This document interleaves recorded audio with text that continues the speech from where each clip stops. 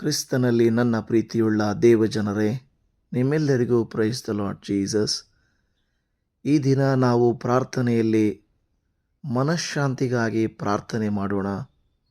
ಲೋಕದಲ್ಲಿ ಅನೇಕ ಜನರು ಶಾಂತಿ ಇಲ್ಲದೆ, ವಿಶ್ರಾಂತಿ ಇಲ್ಲದೆ, ಮನಃಶಾಂತಿ ಇಲ್ಲದೆ, ಭಾರದ ಹೃದಯಗಳಿಂದ, ಚಿಂತೆಗಳಿಂದ, ಪ್ರಶ್ನೆಗಳಿಂದ, ನೋವುಗಳಿಂದ ಬಾಧೆ ಪಡುತ್ತಾ ಇದ್ದಾರೆ. ನಿಮ್ಮಲ್ಲಿ ಯಾರಾದರೂ ಮನಃಶಾಂತಿ ಇಲ್ಲದೆ ಇದ್ದರೆ ಪ್ರಾರ್ಥಿಸಿರಿ. ನಿಮಗೆ ತಿಳಿದವರು ಯಾರಾದರೂ ಮನಃಶಾಂತಿಯಿಂದ ಇಲ್ಲದೆ ಹೋದರೆ ಅವರಿಗೆ ಪ್ರಾರ್ಥನೆಯನ್ನು ಕಳಿಸಿ, ದೇವರು ಅವರ ಹೃದಯದಲ್ಲಿ ಅವರ ಭಾರ, ಭಯ, ಚಿಂತೆ ಎಲ್ಲ ಅಸಮಾಧಾನಗಳು ತೆಗೆಯುವಂತೆ ನಾವು ಪ್ರಾರ್ಥಿಸೋಣ. ಪರಲೋಕದ ಪ್ರೀತಿಯ ತಂದೆಯೇ, ಇಂದು ನಾವು ನಿನ್ನ ಸನ್ನಿಧಿಗೆ ಭಾರವಾದ ಹೃದಯಗಳೊಂದಿಗೆ, ಅನೇಕ ಚಿಂತೆಗಳೊಂದಿಗೆ, ಹೇಳಲಾಗದ ನೋವುಗಳೊಂದಿಗೆ, ಉತ್ತರ ಸಿಗದ ಪ್ರಶ್ನೆಗಳೊಂದಿಗೆ ಬರುತ್ತಿದ್ದೇವೆ. ಲೋಕವು ನಮಗೆ ಕೊಡುವ ಶಾಂತಿಯು ಕ್ಷಣಿಕವಾದದ್ದು, ಆದರೆ ಕರ್ತನೇ, ನೀನು ಕೊಡುವ ಸಮಾಧಾನವು ಶಾಶ್ವತವಾದದ್ದು ನಾವು ನಂಬುತ್ತೇವೆ. ಕರ್ತನೇ, ಇಂದು ನಮ್ಮ ಮನಸ್ಸಿನ ಶಾಂತಿಗಾಗಿ, ಆತ್ಮದ ವಿಶ್ರಾಂತಿಗಾಗಿ, ಹೃದಯದ ನೆಮ್ಮದಿಗಾಗಿ ಮತ್ತು ಅಂತರಂಗದ ಆರೋಗ್ಯಕ್ಕಾಗಿ ನಿನ್ನ ಸನ್ನಿಧಿಯಲ್ಲಿ ಮೊರೆ ಇಡುತ್ತೇವೆ. ಯಾಕೆಂದರೆ ನೀವು ತಾನೇ ಯೋಹಾನನು ಬರೆದ ಸುವಾರ್ತೆ 14ನೇ ಅಧ್ಯಾಯ 27ನೇ ವಾಕ್ಯದಲ್ಲಿ ನಿಮ್ಮ ಶಿಷ್ಯರಿಗೆ ಹೇಳಿದ ಮಾತನ್ನು ನಾವು ನೆನಪಿಸಿಕೊಳ್ಳುತ್ತೇವೆ. ಶಾಂತಿಯನ್ನು ನಿಮಗೆ ಬಿಟ್ಟು ಹೋಗುತ್ತೇನೆ, ನನ್ನಲ್ಲಿರುವಂಥ ಶಾಂತಿಯನ್ನು ನಿಮಗೆ ಕೊಡುತ್ತೇನೆ. ಲೋಕವು ಕೊಡುವ ರೀತಿಯಿಂದ ನಾನು ನಿಮಗೆ ಕೊಡುವುದಿಲ್ಲ. ನಿಮ್ಮ ಹೃದಯವು ಕಳವಳಗೊಳ್ಳದಿರಲಿ, ಹೆದರದಿರಲಿ. ಕರ್ತನೇ, ಸತ್ಯಪ್ಪ, ಲೋಕವು ಕೊಡುವ ರೀತಿಯಲ್ಲಿ ನೀನು ಕೊಡುವಂಥವನಲ್ಲ. ಲೋಕವು ಕೊಡುವುದು ತಾತ್ಕಾಲಿಕವಾಗಿರುವುದು, ಸ್ವಲ್ಪ ಕಾಲ ಇರುವುದು. ಆದರೆ ನೀನು ಕೊಡುವುದು ನಿತ್ಯ ಕಾಲ ಇರುವುದು.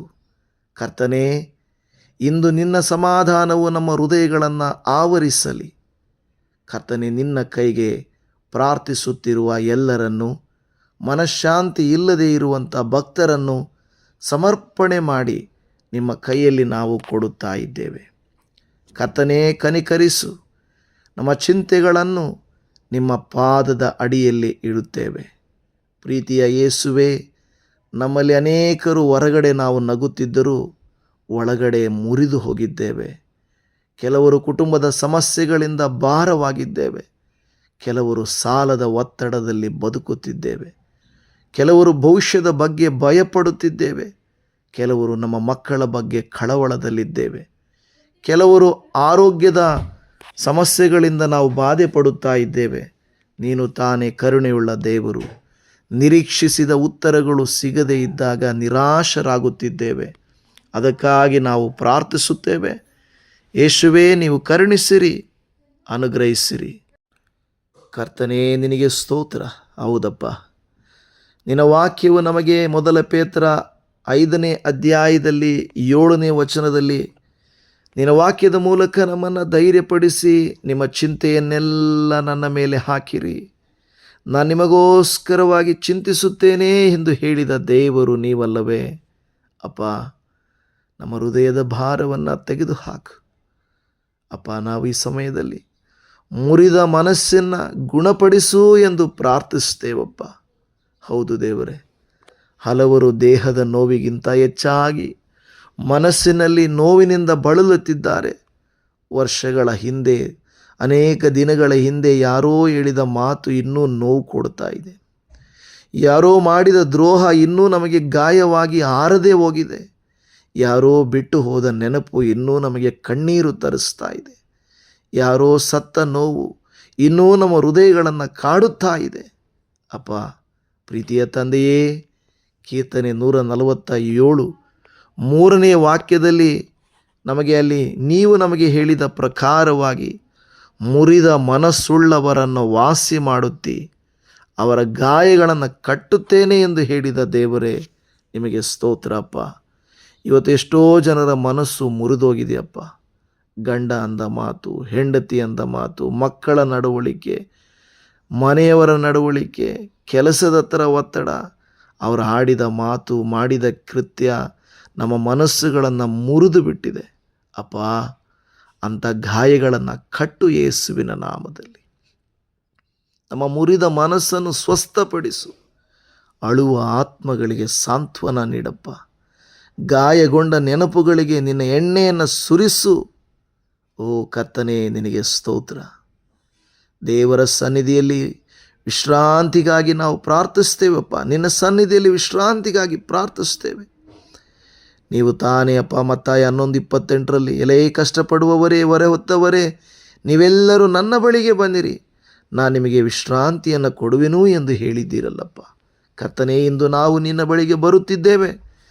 ನಮ್ಮ ಆಯಾಸವನ್ನು ನಿಮಗೆ ಕೊಡುತ್ತೇವೆ, ನಮ್ಮ ಒತ್ತಡವನ್ನು ನಿಮಗೆ ಕೊಡುತ್ತೇವೆ, ನಮ್ಮ ಕಣ್ಣೀರನ್ನು ನಿಮಗೆ ಕೊಡುತ್ತೇವೆ, ನಮ್ಮ ಭಯಗಳನ್ನು ನಿಮಗೆ ಕೊಡುತ್ತೇವೆ. ನಮ್ಮ ಮನಸ್ಸುಗಳು ನಿನ್ನ ಸನ್ನಿಧಿಯಲ್ಲಿ ವಿಶ್ರಾಂತಿ ಪಡೆಯಲಿ. ಕರ್ತನೇ, ನಿನಗೆ ಸ್ತೋತ್ರ ಅಪ್ಪ. ನಮ್ಮ ಭಯದಿಂದ ಬಿಡುಗಡೆ ಮಾಡು ಕರ್ತನೇ. ಯೇಸುವಿನ ನಾಮದಲ್ಲಿ ಬಿಡುಗಡೆ ಮಾಡು ಕರ್ತನೇ. ಸ್ತೋತ್ರಪ್ಪ. ಭಯದಿಂದ ಬಿಡುಗಡೆಗಾಗಿ ಪ್ರಾರ್ಥಿಸ್ತೇವೆ. ನಮ್ಮ ಮನಃಶಾಂತಿಯನ್ನು ಕೆಡಿಸುವಂಥ ಭಯವನ್ನು ತೆಗೆದುಹಾಕು. ನಮ್ಮ ಮನಃಶಾಂತಿಯನ್ನು ಕೆಡಿಸುವಂಥ ಗಾಯಗಳನ್ನು ವಾಸಿ ಮಾಡು. ನಮ್ಮ ಮನಃಶಾಂತಿಯನ್ನು ಕೆಡಿಸುವ ಚಿಂತೆಗಳನ್ನು ತೆಗೆದುಹಾಕು. ನಮ್ಮ ಮನಃಶಾಂತಿಯನ್ನು ಕೆಡಿಸುವಂಥ ಸಾಲಬಾಧೆಯನ್ನು ತೆಗೆದುಹಾಕು. ನಮ್ಮ ಮನಃಶಾಂತಿಯನ್ನು ದೇವರೇ ಬಾಧೆಪಡಿಸುವಂಥ ಮಾತುಗಳನ್ನು ತೆಗೆದುಹಾಕು. ಹೌದು ಸ್ವಾಮಿ, ನಮಗೆ ಮನಃಶಾಂತಿ ಇಲ್ಲ. ಯಾಕೆಂದರೆ ನಾಳೆ ಹೇಗಿರುತ್ತೋ ಏನಾಗುತ್ತೋ ಎಂದು ಈಗಲೇ ಚಿಂತೆ ಮಾಡಿ ದುಃಖಪಟ್ಟು ಭಯಪಡುತ್ತಾ ಇರುತ್ತೇವೆ. ಕರ್ತನೇ, ಇಂದು ನಿನ್ನ ವಾಕ್ಯವನ್ನು ಹಿಡಿದುಕೊಂಡು ಹೇಳುತ್ತೇವೆ. ನಿನ್ನ ವಾಕ್ಯ ಹೇಳುತ್ತದೆ, ಭಯಪಡಬೇಡ, ನಾನು ನಿನ್ನೊಂದಿಗಿದ್ದೇನೆ. ಕಳವಳಗೊಳ್ಳಬೇಡ, ನಾನು ನಿನ್ನ ದೇವರು. ಹೌದಪ್ಪ, ಪ್ರತಿಯೊಂದು ಭಯವನ್ನು ಯೇಸುವಿನ ನಾಮದಲ್ಲಿ ತಳ್ಳಿ ಹಾಕುತ್ತೇವೆ. ನಿನ್ನ ಸನ್ನಿಧಿಯು ಭಯವನ್ನು ಕರಗಿಸಲಿ ಎಂದು ಬೇಡಿಕೊಳ್ಳುತ್ತಾ ಇದ್ದೇವೆ. ರಾತ್ರಿಯಲ್ಲಿ ನಿದ್ದೆ ಇಲ್ಲದೆ, ಮನಃಶಾಂತಿ ಇಲ್ಲದೆ ಇದ್ದೀರಾ? ಪ್ರಾರ್ಥನೆ ಮಾಡೋಣ. ಕರ್ತನೇ, ಅನೇಕರು ನಾವು ರಾತ್ರಿ ಮಲಗುತ್ತೇವಪ್ಪ, ಆದರೆ ನಿದ್ರೆ ಬರೋದಿಲ್ಲ. ನಮ್ಮ ಮನಸ್ಸು ಸಾವಿರಾರು ಆಲೋಚನೆಗಳಿಂದ ತುಂಬಿರುತ್ತದೆ. ಕಳವಳ, ಚಿಂತೆ, ಆತಂಕ, ಭಯ, ಸಾಲಬಾಧೆ, ಮಕ್ಕಳ ಕುರಿತು, ಹೀಗೆ ಒಂದೊಂದು ವಿಶ್ರಾಂತಿ ಇಲ್ಲದೆ ನಮ್ಮ ಹೃದಯವು ಕುದಿಯುತ್ತಿರುತ್ತದಪ್ಪ. ದೇವರೇ, ನಿನ್ನ ವಾಕ್ಯದಲ್ಲಿ ಕೀರ್ತನೆ 4ನೇ ಕೀರ್ತನೆ 8ನೇ ವಾಕ್ಯದಲ್ಲಿ ನಾವು ನೋಡುವಾಗ ನೀವು ಎಂಥ ಒಂದು ಒಳ್ಳೆಯ ಮಾತನ್ನು ನಮಗೆ ಹೇಳಿದ್ದೀರಿ. ಆ ಕೀರ್ತನೆಗಾರನು ಪ್ರಾರ್ಥಿಸುವಂತೆ ನಾವು ಪ್ರಾರ್ಥಿಸ್ತೇವೆ. ನಾನು ನಿರ್ಭಯವಾಗಿರುವುದರಿಂದ ಮಲಗಿಕೊಂಡು ಕೂಡಲೇ ನಿದ್ದೆ ಮಾಡುವೆನು. ಯಾಕೆಂದರೆ ಯೆಹೋವನೇ, ನಾನು ಯಾವ ಅಪಾಯವಿಲ್ಲದ ಹಾಗೆ ಸುರಕ್ಷಿತನಾಗಿರುವಂತೆ ನೀನು ಕಾಪಾಡುತ್ತೀ ಎಂದು ನೀನು ವಾಕ್ಯ ಹೇಳಿರುವುದರಿಂದ ಅಪ್ಪ, ಮನಃಶಾಂತಿಯನ್ನು ದಯಪಾಲಿಸಿಕೊಡು. ಅನೇಕ ದೇವಭಕ್ತರು ಜೀವನದ ಬಿರುಗಾಳಿಗಳ ನಡುವೆ ನಿನ್ನ ಸಮಾಧಾನವನ್ನು ಅನುಭವಿಸಿದರು. ಹೌದು ಸ್ವಾಮಿ, ಜಾರ್ಜ್ ಮುಲ್ಲರ್ ಎಂಬಾತನು ಸಾವಿರಾರು ಅಗತ್ಯಗಳ ನಡುವೆ ಪ್ರಾರ್ಥನೆಯನ್ನು ಮಾಡಿ ಅವರು ಶಾಂತಿಯನ್ನು ಕಂಡುಕೊಂಡರು ಸ್ವಾಮಿ. ಕೋರಿ ಟೆನ್ ಬೂಮ್ ಅನ್ನುವಂಥವರು ಭಯಾನಕ ಸಂಕಷ್ಟದಲ್ಲಿಯೂ, ಯುದ್ಧದ ವಾತಾವರಣದಲ್ಲಿಯೂ, ಭಯಂಕರ ವೇದನೆಗಳಲ್ಲಿಯೂ, ಹಿಂಸೆಗಳ ಮಧ್ಯದಲ್ಲಿಯೂ ಅವರ ನಂಬಿಗಸ್ತಿಕೆಯನ್ನು ಅನುಭವಿಸಿದರು. ಹಡ್ಸನ್ ಟೈಲರ್ ಅವರು ಹೇಳಿದರು, ದೇವರ ಕೆಲಸವನ್ನು ದೇವರು ಮಾರ್ಗದಲ್ಲಿ ಮಾಡಿದರೆ ದೇವರು ಪೂರೈಕೆ ಎಂದಿಗೂ ಕಡಿಮೆ ಆಗುವುದಿಲ್ಲ. ಹೌದಪ್ಪ, ಅವರು ಹೊಂದಿದ ಆ ವಿಶ್ರಾಂತಿ, ಮನಃಶಾಂತಿ ನಮಗೂ ನೀವು ಅನುಗ್ರಹಿಸಿ ಕೊಡಿರಿಯಪ್ಪ. ಆತಂಕ ಮತ್ತು ಖಿನ್ನತೆಯಿಂದ ಬಳಲುವವರಿಗಾಗಿ ಪ್ರಾರ್ಥಿಸ್ತೇವೆ. ಮನಸ್ಸಿನ ಕತ್ತಲೆಯಿಂದ ಹೋರಾಡ್ತಾ ಇದ್ದಾರಪ್ಪ, ಅವ್ರನ್ನ ನೆನಪಿಸಿಕೊಳ್ಳಿರಿ. ಖಿನ್ನತೆ, ನಿರಾಶೆ, ಏಕಾಂತ, ಆತಂಕ, ಮನೋಭಾರದೊಂದಿಗೆ ಹೋರಾಡುತ್ತಿರುವವರನ್ನು ಸ್ಪರ್ಶಿಸು. ಅವರಿಗೆ ಬೆಳಕು ಕೊಡು, ನಿರೀಕ್ಷೆ ಕೊಡು, ಅವರಿಗೆ ಉತ್ಸಾಹ ಕೊಡು, ಉಜ್ಜೀವನ ಪಡಿಸು. ಕರ್ತನೇ, ನಿನ್ನ ವಾಕ್ಯ ಫಿಲಿಪ್ಪಿ 4ನೇ ಅಧ್ಯಾಯ 5-6 ಹೇಳಿದ ಪ್ರಕಾರವಾಗಿ ಕರ್ತನು ಹತ್ತಿರವಿದ್ದಾನೆ. ಯಾವ ವಿಷಯದಲ್ಲಿ ಚಿಂತೆ ಮಾಡಬೇಡ್ರಿ. ಹೌದಪ್ಪ, ನಮಗೆ ಮನಃಶಾಂತಿಯನ್ನು ಕೊಡ್ರಿ ಅಪ್ಪ. ಯಾಕೆಂದರೆ ಮನಃಶಾಂತಿ ನಿನ್ನಿಂದ ಬರುವಂಥದ್ದು. ನಿನ್ನ ನಿಯಂತ್ರಣದಲ್ಲಿ ನಾವಿರುವಾಗ ನಮಗೆ ಮನಃಶಾಂತಿಯು ಸಿಗುತ್ತದೆ. ಸ್ತೋತ್ರ ಅಪ್ಪ. ಕೆಲವು ಪ್ರಶ್ನೆಗಳಿಗೆ ನಮಗೆ ಉತ್ತರ ಇಲ್ಲ, ಕೆಲವು ಸಂದರ್ಭಗಳು ಗೊಂದಲ. ಆದರೆ ನಮಗೆ ಗೊತ್ತಿರೋದು ಒಂದೇ ಒಂದಪ್ಪ, ನೀನಿನ್ನೂ ಆ ಸಿಂಹಾಸನದ ಮೇಲೆ ಆಸನಾರೂಢನಾಗಿದ್ದಿ. ನೀನಿನ್ನೂ ಕಾರ್ಯನಿರ್ವಹಿಸ್ತಾ ಇದ್ದೀಯ, ಇನ್ನೂ ನಮ್ಮನ್ನು ಪ್ರೀತಿಸ್ತಾ ಇದೀಯ, ಇನ್ನೂ ನಮ್ಮ ಜೊತೆಯಲ್ಲಿದ್ದೀಯ, ಇನ್ನೂ ನಮ್ಮ ಜೊತೆಯಲ್ಲಿ ನಡೆಯುವಂಥವನಾಗಿದ್ದೀಯ. ಓ ಕರ್ತನೇ, ರೋಮಾಪುರದವರೆಗೆ 8:28 ವಾಕ್ಯದಲ್ಲಿ ಹೇಳಿದ ಪ್ರಕಾರವಾಗಿ ಓ ಕರ್ತನೇ, ಸ್ತೋತ್ರ ಸ್ವಾಮಿ.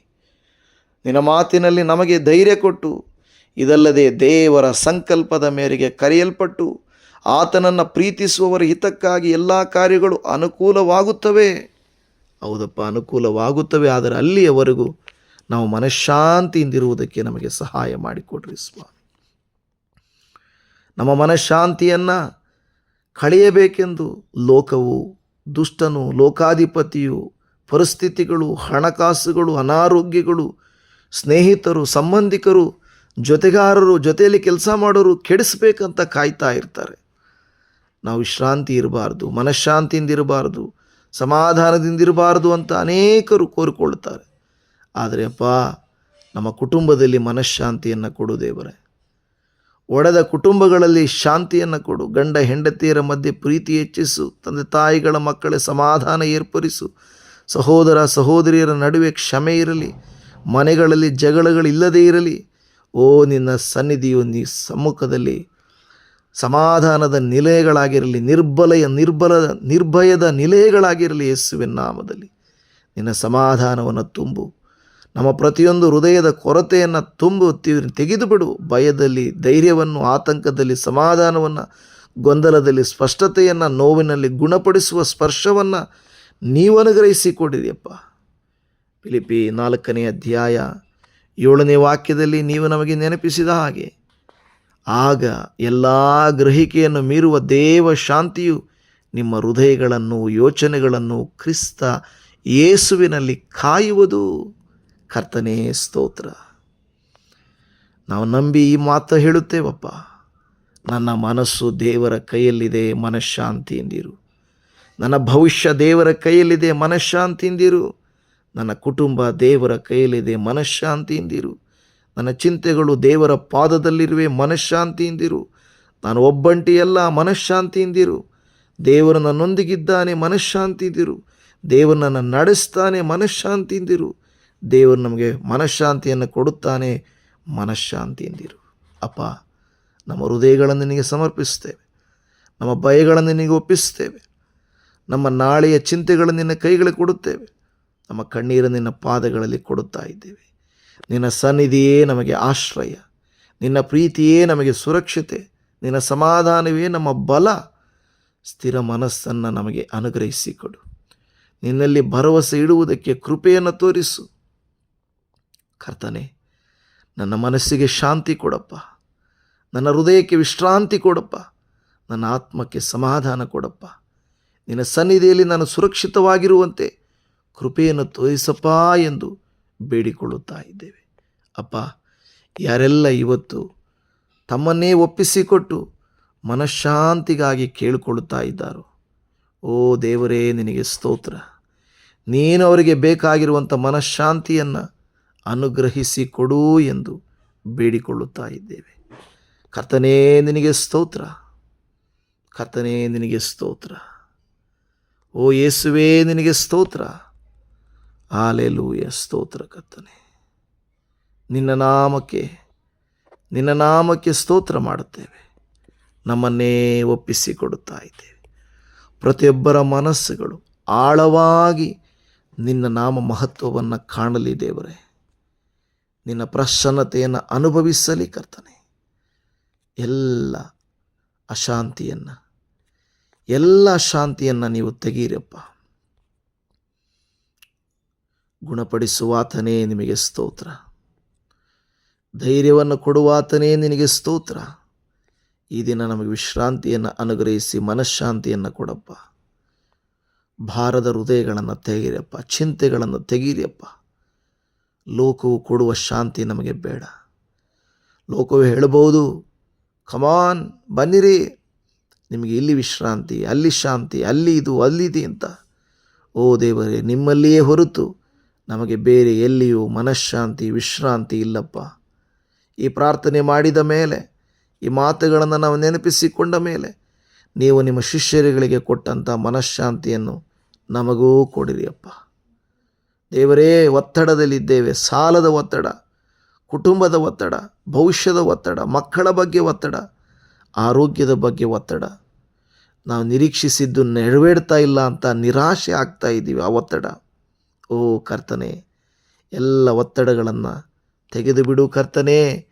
ಪರಿಪೂರ್ಣವಾದಂಥ ಹಾಲೆಲೂಯ ಸ್ವಸ್ಥತೆ, ಮನಃಶಾಂತಿ ಅನುಗ್ರಹಿಸಿ ಕೊಡಪ್ಪ. ನಿನ್ನ ಸನ್ನಿಧಿಯಲ್ಲಿ ಆ ವಿಶ್ರಾಂತಿ, ಆ ಮನಃಶಾಂತಿ, ಓ ಕರ್ತನೇ, ಮನಃಶಾಂತಿಯನ್ನು ಕೊಡು, ಆಯಾಸವನ್ನು ತೆಗೆ. ಮನಃಶಾಂತಿಯನ್ನು ಕೊಡು, ಕಣ್ಣೀರನ್ನು ನಿಲ್ಲಿಸು. ಮನಃಶಾಂತಿಯನ್ನು ಕೊಡು, ಭಯಗಳನ್ನು ತೆಗೆ. ಮನಃಶಾಂತಿಯನ್ನು ಕೊಡು, ಮನಸ್ಸುಗಳನ್ನು ವಿಶ್ರಾಂತಿಗೆ ನಡೆಸಪ್ಪ.